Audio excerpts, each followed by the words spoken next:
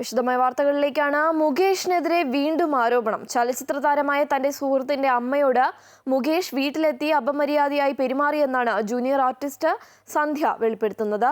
അഡ്ജസ്റ്റ്മെന്റുകൾക്ക് തയ്യാറാണെങ്കിൽ മാത്രമേ അവസരങ്ങൾ ലഭിക്കുകയുള്ളൂ എന്നും അഡ്ജസ്റ്റ്മെന്റുകൾക്ക് തയ്യാറാണോ എന്നും വിച്ചുവെന്ന കാസ്റ്റിംഗ് ഡയറക്ടർ ചോദിച്ചതായും സന്ധ്യ പറയുന്നു. ആവശ്യമെങ്കിൽ അന്വേഷണ സംഘത്തിന് മുന്നിൽ മൊഴി നൽകാൻ തയ്യാറാണെന്നും സന്ധ്യ അമൃത ടിവിയോട് പറഞ്ഞു. മുകേഷിനെതിരെ കൂടുതൽ ആരോപണങ്ങളുമായി ആളുകൾ രംഗത്തെത്തുകയാണ്. ഇപ്പോൾ ഏറ്റവും പുതിയതായി ജൂനിയർ ആർട്ടിസ്റ്റായിട്ടുള്ള സന്ധ്യ ആരോപണങ്ങളുമായി രംഗത്തെത്തിയിട്ടുണ്ട്. സന്ധ്യയോട് തന്നെ നേരിട്ട കാര്യങ്ങൾ ചോദിച്ചറിയാം. എന്താണ് ഇപ്പോൾ മുകേഷിനെതിരെ ഇത്തരം ഒരു ആരോപണങ്ങൾ അടിക്കടി വന്നുകൊണ്ടിരിക്കുന്നുണ്ട്, എന്താണ് സന്ധ്യക്ക് പറയാൻ? ഇതെനിക്ക് നേരിട്ടുണ്ടായ അനുഭവമല്ല. എനിക്കറിയാവുന്ന ഒരു ആർട്ടിസ്റ്റ്, അവരിപ്പോൾ ഫീൽഡിലില്ല, നേരത്തെ ഫിലിംസിലുണ്ടായിരുന്നതാണ്. കുറേ വർഷങ്ങൾക്ക് മുമ്പ് നടന്ന കാര്യമാണ്. അവരാരും വീട്ടിലില്ലാത്തപ്പോൾ അവരുടെ അമ്മയുടെ അടുത്ത് പോയി മിസ്ബിഹേവ് ചെയ്തു. അഡ്രസ്സ് എങ്ങനെയൊക്കെയോ കണ്ടുപിടിച്ച് അവരുടെ വീട്ടിൽ പോയി മിസ്ബിഹേവ് ചെയ്തപ്പോൾ അവരുടെ അമ്മ അടിച്ചു പുറത്താക്കി. അപ്പോൾ അവർ എന്നോട് കോൺഫിഡൻഷ്യലായിട്ട് ഷെയർ ചെയ്ത കാര്യങ്ങളാണിത്. ഒപ്പം തന്നെ ജൂനിയർ ആർട്ടിസ്റ്റ് എന്ന നിലയിൽ സന്ധ്യ ഒരുപാട് പ്രശ്നങ്ങൾ നേരിട്ടായി സന്ധ്യ തന്നെ പറയുന്നുണ്ട്. എന്തൊക്കെയായിരുന്നു? പ്രധാനമായും അവസരങ്ങൾക്ക് വേണ്ടിയിട്ടാണോ? ഒരുപാട് അവസരങ്ങൾ നിഷേധിക്കപ്പെട്ടിട്ടുണ്ടോ? ഈ കാരണങ്ങൾ എന്താണ് അത് സംബന്ധിച്ച് പറയാം? അതെ, നമ്മൾ ഈ ഫീൽഡിൽ നിന്ന് കോൺടാക്ട് ചെയ്യുമ്പോൾ casting directors, production managers, production executives ഇവരാണ് വിളിക്കുന്നത്. വിളിക്കുമ്പോൾ നമ്മളോട് പറയുന്നത് നിങ്ങൾ കോംപ്രമൈസ് ഉണ്ടെങ്കിൽ മാത്രം നിങ്ങൾക്ക് റോളൊക്കെ കിട്ടത്തുള്ളൂ, അല്ലെങ്കിൽ കിട്ടത്തില്ല. ഞാൻ പറഞ്ഞു എനിക്ക് താല്പര്യമില്ല, എനിക്ക് നേരെ ക്ലീൻ ക്യാരക്ടേഴ്സ് ചെയ്യാനാണ് എനിക്ക് താല്പര്യം. അത് അവർ തരാൻ തയ്യാറല്ല.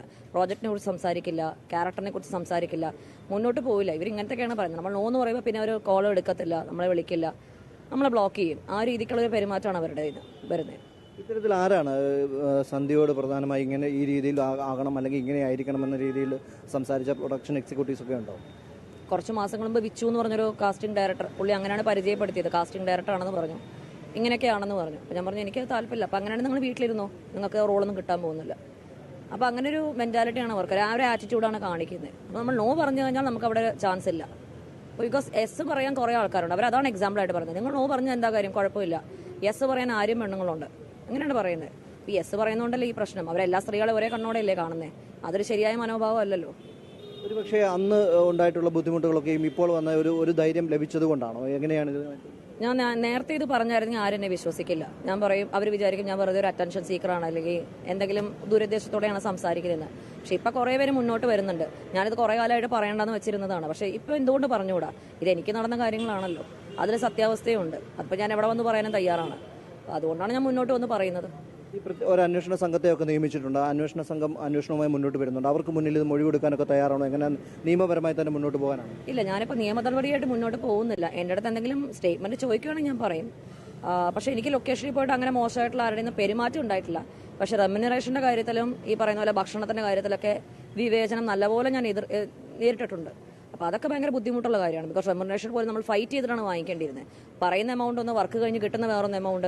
ഈവൻ കണ്ണൻദേവൻ്റെ ആഡ് ചെയ്തപ്പോൾ എനിക്ക് തന്ന എമൗണ്ട് വെറും 2500 ആണ്. കഷ്ടപ്പെട്ട് നമ്മൾ ഇവിടെ നിന്ന് എറണാകുളത്ത് നിന്ന് നമ്മൾ ആഡ് ഫിലിം ചെയ്യാൻ പോകുമ്പോൾ ഈ ഇടയ്ക്ക് കളിക്കുന്ന കുറേ കോർഡിനേറ്റേഴ്സ് ഉണ്ട്, നമ്മുടെ പൈസ തട്ടിപ്പറക്കുക. കുറച്ച് ദിവസം കഴിഞ്ഞ് ഞാൻ അറിഞ്ഞത് അവർ 10,000 8,000 ആണ് എൻ്റെ എമൗണ്ട് പ്രൊഡ്യൂസറിൽ നിന്ന് വാങ്ങിച്ചത്. പക്ഷേ എനിക്ക് അവർ തന്നത് 2,500 ആണ്. അതിനിടയ്ക്ക് അവർ എൻ്റെ പൈസ തട്ടിയെടുത്തു. സോ ഇങ്ങനെ ചീറ്റ് ചെയ്യുന്ന കുറേ ആൾക്കാരും ഉണ്ട്. ഈ അവസരങ്ങളൊക്കെ ഒരുപാട് നഷ്ടപ്പെട്ടിട്ടുണ്ട് ഈ ഒരു കാരണങ്ങൾ കൊണ്ട് തന്നെ. തീർച്ചയായിട്ടും നഷ്ടപ്പെട്ടിട്ടുണ്ട്. നമ്മൾ കാസ്റ്റിംഗ് കോൾ, അതുപോലെ കാസ്റ്റിംഗ് കോളിൻ്റെ കാര്യം, കുറേ പേര് കാസ്റ്റിംഗ് കോൾ ഇടുന്നുണ്ട്. അതൊക്കെ വെറും പ്രഹസനമാണ്, മിക്കതും ഫേക്കാണ്. അവരിങ്ങനെ കാസ്റ്റിംഗ് കോൾ ഇടും, നമ്മൾ ഓഡിഷൻ അയക്കും, ചിലവർ ഓഡിഷന് വിളിക്കും, പിന്നെ വിളിക്കത്തില്ല. ഈ കാസ്റ്റിംഗ് കോളൊക്കെ ഫേക്കാണ്. ബിക്കോസ് അവർ ഓൾറെഡി ഡിസൈഡ് ചെയ്ത് വെച്ചിട്ടുണ്ട് ഏതൊക്കെ ആർട്ടിസ്റ്റാണ് അഭിനയിക്കുന്നതെന്ന്. പിന്നെ ആരെ കാണിക്കാനാണ് ഈ കാസ്റ്റിംഗ് കോൾ ഇടുന്നത് എനിക്ക് മനസ്സിലാവുന്നില്ല. അപ്പോൾ അതുകൊണ്ട് ഞാനിപ്പോൾ കാസ്റ്റിംഗ് കോളിന് ഇടാറ് പോലുമില്ല. പ്രധാനമായും കൂടുതൽ ആളുകൾ ഇപ്പോൾ ഇത്തരം കാര്യങ്ങൾ, തങ്ങൾ അനുഭവിച്ച ബുദ്ധിമുട്ടുകൾ നേരിട്ട് പറഞ്ഞുകൊണ്ട് രംഗത്തേക്ക് എത്തുന്നുണ്ട്. അങ്ങനെയുള്ള ആളുകളോട് എന്താണ് ഇപ്പോൾ അത്തരത്തിലുള്ള കൂടുതൽ ആളുകൾ വരിക, ഇതൊരു ശുദ്ധീകരണത്തിന്റെ വേദിയാണെന്ന് തോന്നുന്നുണ്ടോ? നമ്മളെല്ലാവരും ഡിഫിക്കൽട്ടീസ് തുറന്ന് പറയുകയാണെങ്കിൽ ഒരു പക്ഷേ ചേഞ്ച് ഉണ്ടാവാൻ സാധ്യതയുണ്ട്. പക്ഷേ എത്ര പേര് മുന്നോട്ട് വന്ന് പറയും നമുക്കറിയില്ല. ഇപ്പോൾ കുറച്ച് പേരെ വന്നിട്ടുള്ളൂ, ഇൻക്ലൂഡിങ് മീ. നാളെ എത്ര പേര് ധൈര്യപ്പെട്ട് മുന്നോട്ട് വരുമെന്ന് അറിയില്ല. എല്ലാവർക്കും പേടിയാണ്. എന്തിനാണ് പേടിക്കുന്നത് എനിക്ക് മനസ്സിലാവുന്നില്ല.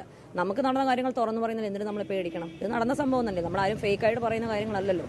അപ്പോൾ എൻ്റെ അഭിപ്രായത്തിൽ മുന്നോട്ട് വന്ന് പറയുക, നിങ്ങളുടെ എക്സ്പീരിയൻസ് നിങ്ങൾ ഷെയർ ചെയ്യുക, ആൾക്കാരറിയട്ടെ. ഇതൊക്കെ തന്നെയാണ് അവിടെ നടക്കുന്നത്. ഇതെനിക്ക് മാത്രമല്ല, കുറേ ആർട്ടിസ്റ്റിന് സംഭവിക്കുന്ന കാര്യങ്ങൾ തന്നെയാണ്. കുറേ നാളുകളായി മൂടി വയ്ക്കപ്പെട്ട ഒരു കാര്യം തന്നെയാണെന്നാണ് പറയുന്നത്, അല്ലേ? എങ്ങനെയാണ്? തീർച്ചയായിട്ടും. ബിക്കോസ് നമ്മൾ വന്ന് പറഞ്ഞാൽ ഇപ്പം തന്നെ കുറേ പേര് പറയുന്നുണ്ട്, നമ്മൾ കുറേ ആൾക്കാർ വന്ന് പൈസയ്ക്ക് വേണ്ടിയാണ്, അറ്റൻഷൻ സീക്കറായിട്ട് പുറത്ത് വന്ന് കാര്യങ്ങൾ പറയണം. അതിൻ്റെ കാര്യമില്ലല്ലോ. നമുക്ക് ആരുടെയും പൈസയൊന്നും വേണ്ട. നമ്മൾ ചെയ്യുന്ന ജോലിക്ക് നമുക്ക് അധ്വാനത്തിന് ആ പൈസ കിട്ടിയാൽ മതി. നമുക്ക് ആരെയും പറ്റിച്ചിട്ടോ ആരുടെ പേരും ചീത്തയാക്കിയിട്ട് നമുക്ക് പൈസ എടുക്കേണ്ട കാര്യമില്ല. പക്ഷേ ഇതൊക്കെ നടന്ന കാര്യമാണ്. അതാണ് കുറേ പേര് വന്ന് ഷെയർ ചെയ്യുന്നത്. പിന്നെ എന്തുകൊണ്ടാണ് ഈ ക്രെഡിബിലിറ്റി ഇല്ല എന്ന് പറയുന്നവർ എനിക്ക് മനസ്സിലാവുന്നില്ല. ഈ ഒരു സുഹൃത്തിൻ്റെ അമ്മയോട് പെരുമാറിയ കാര്യം പറഞ്ഞുവല്ലോ, അപ്പോൾ അവർ ഏതെങ്കിലും തരത്തിൽ അവർ മുന്നോട്ട് വരാൻ തയ്യാറുണ്ടോ? അവരോട് പിന്നീട് സംസാരിച്ചു? അപ്പോൾ ഇപ്പോഴത്തെ ഒരു സാഹചര്യം കണക്കിലെടുത്ത് അവരോട് ഏതെങ്കിലും സംസാരിക്കുകയോ എന്തെങ്കിലും ചെയ്തിട്ടുണ്ടോ? ഇല്ല, ഇപ്പോൾ കോൺടാക്ട്സ് ഇല്ല. ഇപ്പോൾ അവരായിട്ട് നേരത്തെ ഉണ്ടായിരുന്നു, കുറേ വർഷങ്ങൾ മുമ്പാണ്. അപ്പോൾ സംസാരത്തിനുള്ള അവർ പറഞ്ഞ കാര്യമാണ്. പിന്നെ അവരിപ്പോൾ എവിടെയെന്ന് പോലും എനിക്കറിയില്ല. ആ കുട്ടി മാരീഡായി എവിടെ സെറ്റിൽഡ് ആണ്. അവരുടെ പേരൻസിൻ്റെ കാര്യം എനിക്ക് അറിയത്തില്ല. അപ്പോൾ അവർ ജസ്റ്റ് കോൺഫിഡൻഷ്യലായിട്ട് പറഞ്ഞതാണ്. അപ്പോൾ അവർ കേസായിട്ടൊന്നും പോയിട്ടില്ല. അവർക്ക് അതിൽ താല്പര്യമില്ല. എന്തുതന്നെയായാലും ഈ മൊഴി ആവശ്യപ്പെടുകയാണെങ്കിൽ മൊഴി നൽകാൻ തയ്യാറാണ്. അതെ, പക്ഷേ എനിക്ക് ആരുടെ ഐഡന്റിറ്റി റിവീൽ ചെയ്യാൻ പറ്റത്തില്ല. ഇതുതന്നെയാണ് സന്ധ്യ വ്യക്തമാക്കുന്നത്. സിനിമാ മേഖലയിലുള്ള ആ പുഴുക്കുത്തുകൾ അത് കൃത്യമായി തന്നെ ഉണ്ട് എന്ന കാര്യം ഇപ്പോൾ വീണ്ടും അടിവരയിട്ട് തന്നെ ഉറപ്പിക്കുകയാണ്. മുകേഷിനെതിരെയുള്ള ആരോപണങ്ങളിലും അവർ ഉറച്ചു നിൽക്കുകയാണ്. കാരണം അവരുടെ സുഹൃത്തിനാണ് ഇത്തരത്തിലൊരു ഒരു സാഹചര്യം നേരിടേണ്ടി വന്നത്.